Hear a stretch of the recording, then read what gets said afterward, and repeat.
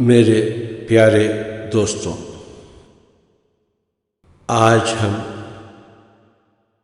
आनापानसति इस अद्भुत साधना मार्ग को जानने के लिए कुछ प्रयास करेंगे।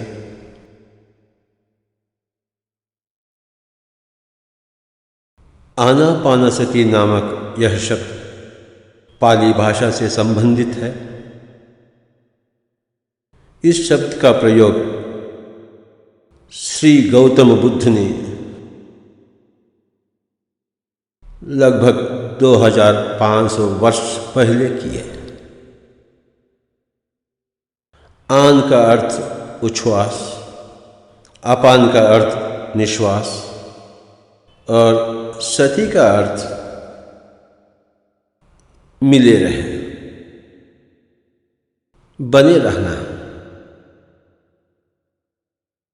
तो हो गया है आनापानसति का पूर्ण अर्थ अपनी ही सांस से मिलकर रहना, अथवा सांस पर ध्यान देना। आनापानसति का यह अभ्यास सारे ऋषि, सभी प्रकार के योगियों ने मिलकर प्रदान किया। यह एक अद्भुत वरदान है। श्री गौतम बुद्ध कहते हैं कि श्री गौतम बुद्ध कहते हैं कि ध्यान की बहुत सी पद्धतियां नहीं हैं, बल्कि एक ही एक पद्धति सही है, नाम आनापानसति है। आनापानसति अभ्यास की विधि इस प्रकार है। आराम से बैठे, दोनों पैर बांध कर रखें, दोनों हाथ की उंगलियां मिलाकर अपने दिमाग में किसी भी प्रकार का विचार आने न दें। अपना पूरा ध्यान सांस की गति पर ही रखें। नासिका जहां शुरू होती है उसी स्थान को भ्रूमध्य या भ्रुकुटी कहते हैं। वही नासिकाग्र है। नासिकाग्र का अर्थ नाक का नुकीला भाग नहीं, अपना ध्यान उसी नासिकाग्र पर केंद्रीकृत कर बैठे। इस प्रकार सांस पर ध्यान रखकर बैठने से सांस अपने आप कम हो जाती है, सांस अपने आप छोटी हो जाएगी। आखिर यह नासिकाग्र में या भ्रूमध्य में आज्ञा चक्र यानी सुदर्शन चक्र स्थान पर अपने आप सुखपूर्वक स्थिर हो जाती है। जब हम उस स्थिति में तत्पर या तन्मय हो बैठते हैं, तब हमारी तीसरी आंख अथवा थर्ड आई जिसे हम कहते हैं, खुल जाएगी।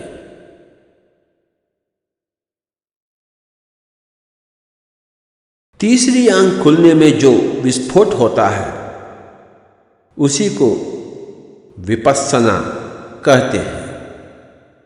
संस्कृत भाषा में पश्यति का अर्थ देखना और वि का अर्थ विशेष रूपी। तीसरी आंख की दृष्टि यानी अंग्रेजी भाषा में थर्ड आई विजन कहते हैं।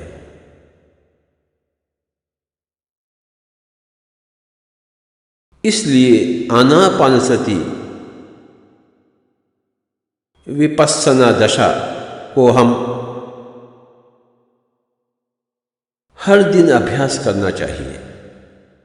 इस प्रकार के अभ्यास से सभी लोगों का ध्यान प्राप्त कर सकते हैं। उन लोगों से संबंधित आत्मज्ञान, विज्ञान प्राप्त कर सकते हैं। इससे संपूर्ण रूपी बहिर्मुखी विकास कर सकते हैं। इस प्रकार के इस ध्यान को कहीं भी बैठकर कर सकते हैं दोस्तों, चटाई पर या बिना चटाई के कहीं भी बैठकर कर सकते हैं। अपने पैर फैलाकर भी बैठ सकते हैं। यदि कुर्सी पर बैठे हैं तो अपने पैर क्रॉस कर बैठें, दोनों हाथों की उंगलियां को मिलाकर बैठें। जो बैठ नहीं सकते हैं, जो बूढ़े होते हैं, ऐसे व्यक्ति लेटकर भी अभ्यास कर सकते हैं। जो अच्छी तरह बैठ सकते हैं, जो स्वस्थ हैं, वे जरूरन बैठकर ही ध्यान का अभ्यास करें। शुरू में अंधेरे कमरे में बैठकर ध्यान करें। आनापानसति अभ्यास से पहले आधा लोटा पानी पी लें, बाकी आधा लोटा पानी अभ्यास के बाद पी लें। अभ्यास पूरा होने के बाद अपने दोनों हाथ दोनों आंखों पर रखकर धीरे धीरे आंखें खोलें। आनापानसति अभ्यास करते समय जहां तक हो सके वहां तक कमरे को अंधेरा बना लें। सामूहिक ध्यान से 3 गुना शक्ति प्राप्त होती है। बचपन से ही आनापानसति अभ्यास शुरू करवाना अच्छा है। हर दिन हमें आनापानसति का अभ्यास कितने समय तक करना चाहिए?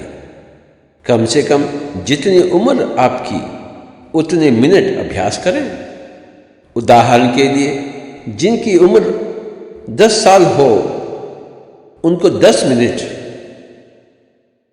जिनकी उम्र 20 साल हो तो 20 मिनट, जिनकी उम्र 30 साल हो तो 30 मिनट ध्यान में बैठे रहें।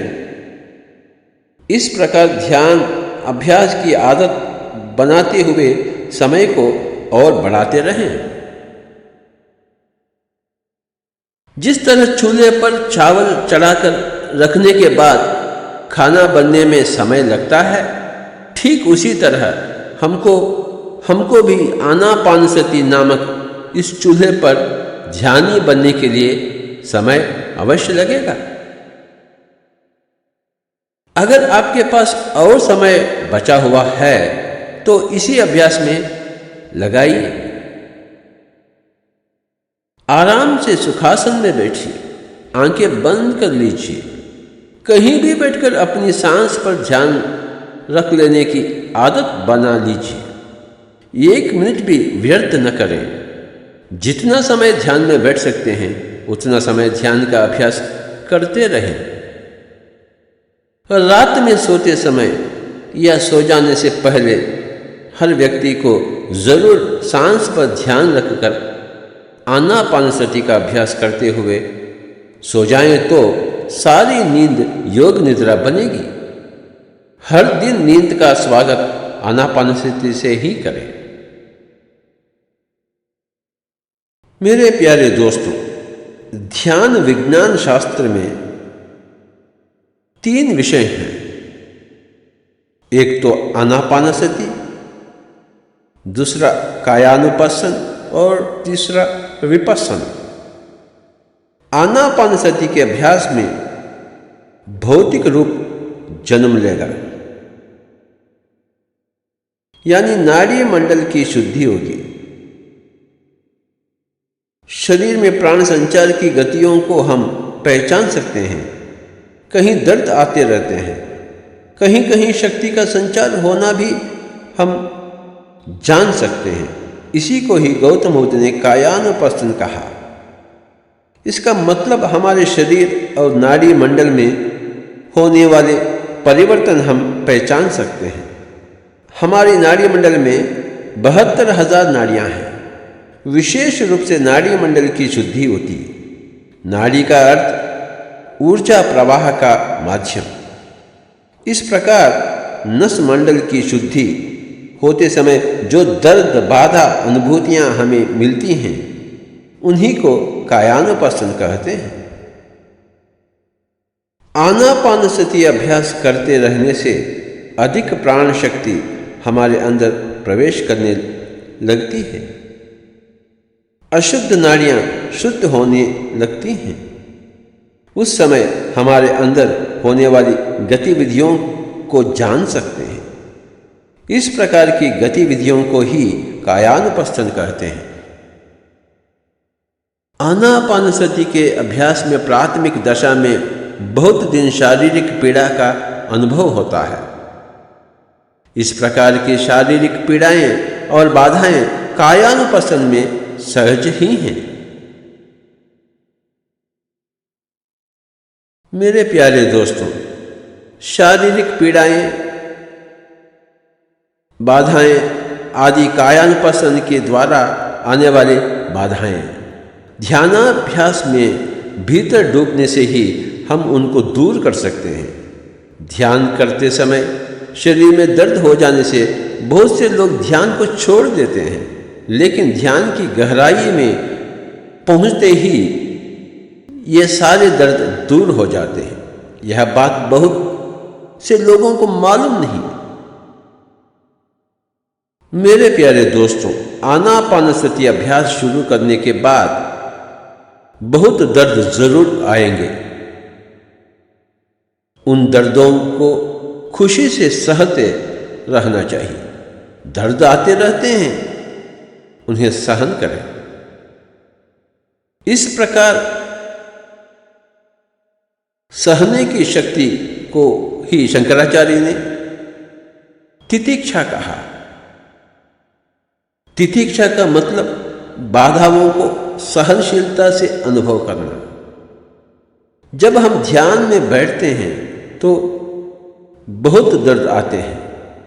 नस मंडल जितना अशुद्ध है, शुद्धि होते समय उतना ही दर्द हम अनुभव करते हैं। नाड़ी मंडल जितना अशुद्ध है, उतना ही दर्द हम शुद्ध करने की प्रक्रिया में अनुभव करेंगे। पिछले जन्मों में हमने योग अभ्यास न किया हो, ज़्यादा पापी हों, तो इस जन्म में हम आनापानसति अभ्यास शुरू करते हैं। नसमंडल की शुद्धि होने के लिए ज़्यादा से ज़्यादा योग साधना में समय बिताना पड़ेगा। बहुत से घंटे कायानुपस्थना में यानी दूसरी दशा में ही बिताना है। बहुत सी बाधाओं का जरूर अनुभव करना है। इस प्रकार के कायानुपस्थन की दूसरी दशा में या नसमंडल शुद्धि के लिए कितना समय लगेगा? कुछ दिनों में, कुछ हफ्तों में, कुछ महीनों में या सालों तक भी हो सकता है। यह बात हमारे जन्मों के इतिहास से तोला जाता है। इसलिए पिछले जन्मों में हमने क्या किया, क्या नहीं किया, उसके हिसाब से इस जन्म में कायानुपस्थन की दशा कितनी होगी, कितनी नहीं होगी, हमें मालूम हो जाता है। लेकिन पिछले जन्मों में महान योग अभ्यासी को कायानुपस्थन नामक दूसरी दशा की जरूरत भी नहीं हो सकती है, अथवा हो भी तो बहुत कम हो सकती है।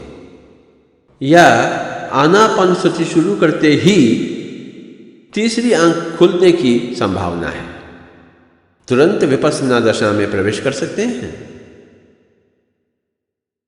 मेरे प्यारे दोस्तों, पिछले जन्मों का कर्म कैसा भी हो, इस जन्म में जितने दीक्षा से इस ध्यान का अभ्यास किया जाता है, उसके ऊपर ही फल आधारित होता है।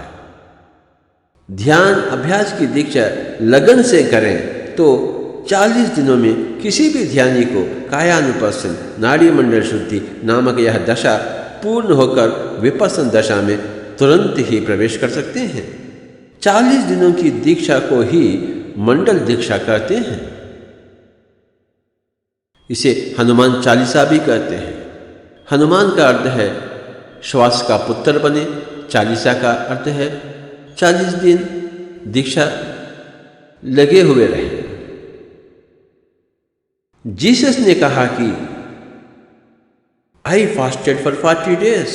इसका मतलब जीसस ने 40 दिनों तक लगातार ध्यान किए हैं। उन्हीं की तरह हम भी दैव पुत्र बनने के लिए हमें भी लगातार ध्यान का अभ्यास जरूर करना चाहिए। 40 दिन इस मंडल दीक्षा में आनापानसति अभ्यास करें तो हर आदमी भी जरूर एक मास्टर बन जाएगा।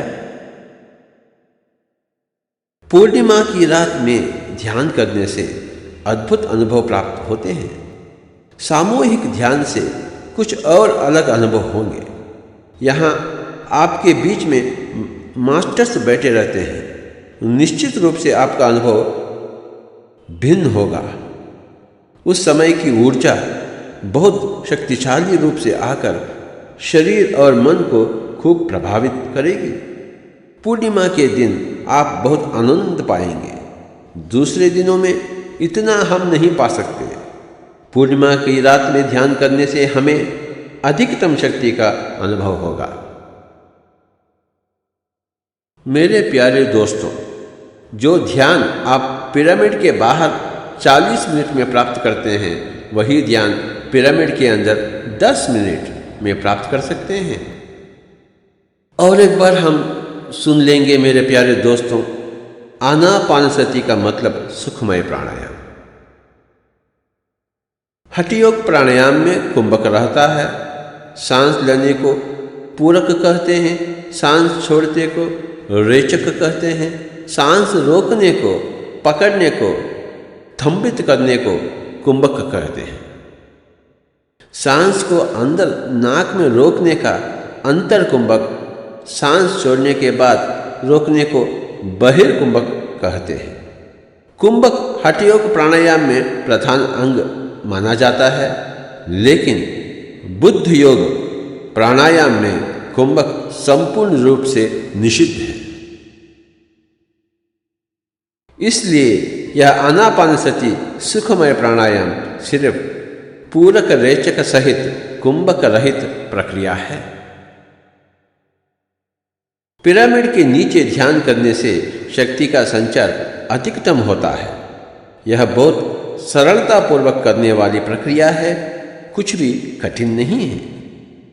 मेरे प्यारे दोस्तों, आज हम आनापानसति का अभ्यास के बारे में बहुत कुछ जान चुके हैं। चलिए हम आगे बढ़कर आनापानसति का अभ्यास करें। संगीत के साथ, नाद के साथ हम अभ्यास करें, खूब अभ्यास करें मेरे प्यारे दोस्तों। ध्यान का अभ्यास, आनापानसति का अभ्यास, सुखमय प्राणायाम का अभ्यास। हाँ, अभ्यास ही अभ्यास, अभ्यास ही अभ्यास।